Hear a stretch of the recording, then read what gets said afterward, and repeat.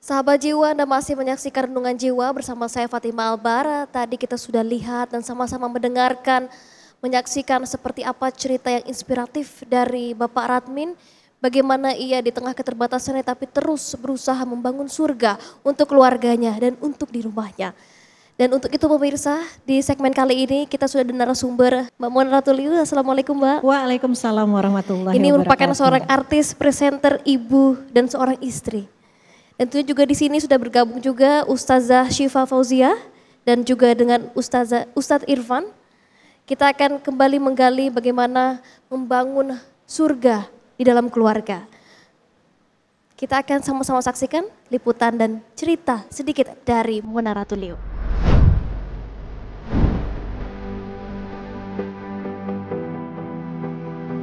Mona Ratuliu adalah aktris dan presenter Indonesia yang memiliki sejumlah prestasi gemilang. Sejalan dengan dunia keartisannya yang selalu terlihat positif, rumah tangga Mona bersama suami yaitu Indra Brasko terkesan jauh dari badai sehingga selalu terlihat kompak dan harmonis. Tipe parenting yang Mona dan Indra terapkan dalam keluarga pun banyak dipuji masyarakat.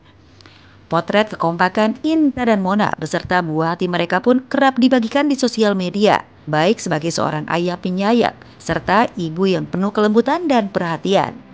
Lalu, apa rahasia keharmonisan keluarga Mona Ratuliu yang telah 20 tahun ia bangun? Saksikan kisahnya dalam Renungan Jiwa berikut ini. Luar biasa sahabat jiwa, ini Mbak Mona mungkin ini menikah muda betul ya, sekitar umur Betul 20 sekali, tahun. Umur 20 tahun saya Artinya menikah. ini sudah hampir 23 tahun Betul menikah, sekali. dikaruniai 4 orang anak. 4+1. 4+1. Jadi ada 1 orang ponakan, ibunya meninggal COVID, waktu COVID kemarin setelah melahirkan. Jadi waktu itu sempat saya susui juga, jadi sekarang tinggal sama-sama mengasuhnya 5 anak. Anak kandung ada 4 tapi mengasuhnya 5 anak. Masya Allah. Ustazah mungkin ada yang ingin digali atau ingin disampaikan ke Mbak Mona mungkin? Kayaknya ini bisa jadi pelajaran buat kita semua ya. Assalamualaikum Kak Mona. Waalaikumsalam Ustazah. Senang sekali bisa kenal dan bisa bersama-sama di sini. Dan juga Assalamualaikum warahmatullahi wabarakatuh ibu-ibu semua. Dan para sahabat jiwa yang menonton di rumah. Assalamualaikum juga Ustadz Irfan. Aku mungkin sedikit mau tanya karena ngelihat Kak Mona bersama dengan suami adalah sosok public figure yang dikenal oleh masyarakat Indonesia. Bagaimana menjaga kehangatan dalam keluarga karena dua-duanya mempunyai aktivitas yang cukup banyak juga di luar. Dan yang aku tahu ada salah satu anak yang anaknya Kak Mona juga yang membutuhkan perhatian khusus. Jadi bagaimana menjaga kehangatan dan juga tentunya menjaga keharmonisan keluarga bersama suami yang memang juga adalah seorang public figure. Menjaga kehangatan ini juga tantangan sih ya Ustazah ya. Jadi kalau misalnya orang-orang bilang oh keluarganya hangat gitu ya ibu-ibu, itu sih nggak simsalabim juga ya, nggak tiba-tiba mendadak. Memang perlahan dipelajari karena awal-awal menikah mungkin hampir sama dengan pasangan lain, saling mengenalnya tuh bikin kita juga kadang-kadang bertengkar, kadang-kadang nggak paham gitu. Kamu kok ngomongnya ngegas sih gitu ya. Pokoknya saling mengenalnya tuh banyak melalui tantangan juga. Terus waktu menjadi awal-awal jadi orang tua tuh juga banyak tantangan. Saya maunya jadi orang tua yang lebih ke lemah lembut. Suami saya bilang lemah lembut tuh nggak bisa buat anak-anak, harus tegas gitu. Jadi ini ada 2 cara parenting yang berbeda juga yang akhirnya dengan diskusi gitu ya, bertahun-tahun sih Bu ya, nggak sebentar juga diskusinya, lama-lama punya pandangan yang sama. Tapi nggak sampai situ aja, betul kata Ustazah, ada 1 orang anak pertama saya memang mengalami mental illness. Jadi secara mental punya tantangan ya yang mungkin tidak seperti yang lainnya, butuh perhatian khusus gitu ya Ustazah. Tapi itu juga kita nggak langsung tahu. Jadi baru tahu kalau ternyata anak saya punya masalah mental. Waktu itu anak saya umurnya kurang lebih 18 tahun. Jadi awalnya tuh memang udah kelihatan tanda-tanda, tapi karena saya nggak punya pengalaman di situ, jadi saya juga nggak ngerti nih, nggak paham. Terus menerus yang saya lakukan adalah menasehati, jangan gitu, kamu tuh mesti bersyukur, punya keluarga yang hangat, punya rumah yang enak gitu ya, punya sekolah juga bagus gitu ya. Tapi memang sebenarnya nasihat itu bagus sih Bu buat anak-anak. Tapi kalau misalnya cuma kita orang tua yang mau didengarkan, ternyata jadinya nggak menemukan solusinya. Waktu itu akhirnya saya tahu anak saya punya permasalahan dengan mental justru ketika saya mulai mau mendengarkan apa yang disampaikan anak. Jadi Ternyata mendengarkan anak tuh juga banyak ya manfaatnya ya. Betul. Jadi Baik. dengan banyak mendengarkan justru tahu masalahnya apa gitu. Baik Mbak Mona, ini sebelum kita ke Ustadz Irfan mungkin ingin bertanya.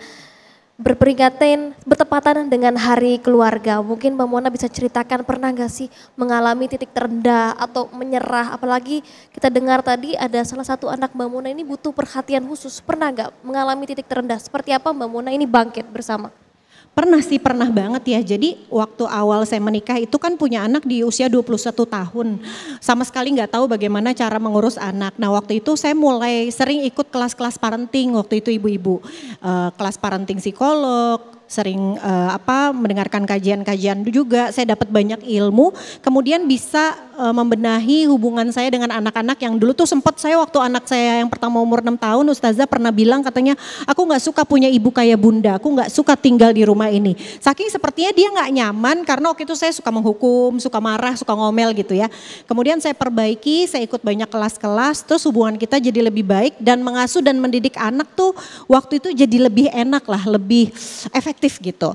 Tapi kemudian di saat anak saya umur 18 ada satu kejadian yang sangat memukul keluarga kami yang membuat saya akhirnya jadi tahu bahwa anak saya punya mental illness. Itu sih menurut saya titik terendah juga. Saya ngerasa kayaknya udah lumayan bisa punya kemampuan untuk menghandle anak-anak lewat ilmu-ilmu yang saya dapatkan, tapi ternyata di saat itu saya ngerasa nggak berguna gitu ya jadi ibu. Kok ini sulit lagi nih buat saya gitu. Satu hal yang saya nggak kenal, satu hal yang saya nggak bisa menghadapinya. Ini apa nih gitu ya. Waktu itu sempat frustasi juga gitu. Ini apa lagi yang harus saya lakukan di titik seperti ini. Tapi ya alhamdulillah ya karena punya support system yang baik, suami saya juga sangat mau membantu, terus mau sama-sama belajar, akhirnya mempelajari mental illness itu apa, kemudian mulai bisa menghadapi situasi ini. Mungkin karena yang lebih efektif tuh di saat-saat menjadi ibu tuh kan banyak tantangannya ya Bu. Anak kita umur 3 tahun masalahnya beda, nanti anak kita SD masalahnya beda, anak kita remaja masalahnya beda gitu ya. Anak kita udah menikah masalahnya beda. Memang kita fokus kepada gimana nih solusinya, kita cari solusinya, kita belajar lagi. Alhamdulillah sekarang sudah bisa situasinya udah jauh lebih baik. Kembali bangkit begitu ya? Kembali bangkit, betul. Nah mungkin ada tambahan dari Ustadz Irfan? Kak Mona, semoga Allah memuliakan kakak sekeluarga. Amin. Tadi keren banget, saya highlight sedikit tentang support system. Kan tentu Kak Mona 23 tahun lebih dalam rumah tangga, pasti nggak mungkin selalu tentang sependapat saja, pasti kan ada aja beda pendapat. Gimana Kak Mona dan suami itu berkompromi yang hingga pada akhirnya support system di rumah tangga, yaitu pasangan kita sendiri itu jadi penyejuk, atau dalam bahasa Korea itu jadi qurrata ayunnya Kak Mona. Jadi gimana Kak Mona? Iya, terima kasih Ustadz pertanyaannya. Terus terang malu juga nih jawabnya ibu-ibu ya, karena 10 tahun pertama tuh Ustadz ya, itu ego sebagai seorang manusia ya Ustadz ya. Kalau saya sebagai seorang perempuan tuh kayaknya menguasai gitu, jadi kayaknya maunya didengerin terus. Itu pernah tuh ada di titik seperti itu. Tapi beda cerita setelah 10 tahun ke atas usia pernikahan, itu justru kayaknya ego udah mulai menurun, lebih bisa memahami, lebih bisa memaklumi, bukan cuma memaklumi pasangan tapi memaklumi diri sendiri juga kalau ternyata bukan cuma pasangan, benar kata Ustadz yang gak sempurna, aku juga gak sempurna gitu ya. Setelah 10 tahun ke atas tuh Ustadz ya, lama banget ya, tapi alhamdulillah akhirnya ketemu. Iya betul. Kalau ada di antara hadirin yang belum nikah, mudah-mudahan tahun ini segera menikah. Amin. Bertemu jodoh yang solih. Insya Allah. Mbak Mona, ini amin. bertepatan dengan Hari Keluarga. Mungkin ada pesan atau tips yang ingin disampaikan kepada jutaan keluarga Indonesia yang menonton dan juga yang hadir hari ini. Ini bagaimana pesan atau tips supaya mereka ini bisa membangun surga untuk keluarganya? Masya Allah, saya juga masih belajar ya ibu-ibu dan pemirsa di rumah ya sampai sekarang masih belajar dalam membangun surga di keluarga. Tapi kalau dari pengalaman saya yang bisa saya bagikan itu adalah memang tidak ada, betul-betul tidak ada keluarga yang sempurna. Keluarga menurut apa yang saya alami memang diciptakan untuk kita belajar. Makanya ada ujiannya gitu ya. Mungkin di ujian itu kita kalau lulus bisa naik kelas gitu ya. Ya memang di keluarga itulah kelas paling utama gitu ya untuk belajar sabar, belajar ikhlas, belajar menerima ridho Allah. Kemudian belajar menciptakan surga di dunia dan juga di akhirat. Jadi ya apapun tantangannya, kekurangan suami, kekurangan kita, kekurangan anak-anak, ya kita syukuri, kita terima dan terus fokus kepada solusi karena rumah tangga walaupun kayaknya kita lihat wah rumah tangga orang lain kenapa ya lebih indah daripada kita, tapi di balik itu pasti ada aja ujiannya. Ya kita fokus sama masalah kita fokus bagaimana dengan solusinya, insya Allah sabarnya kita, bagaimanapun cara kita menghadapi cobaan mendapatkan ganjaran dari Allah insya Allah. Baik, Masya Allah, inspiratif sekali Mbak Mona, terima kasih. Ceritanya yang inspiratif dan sahabat jiwa.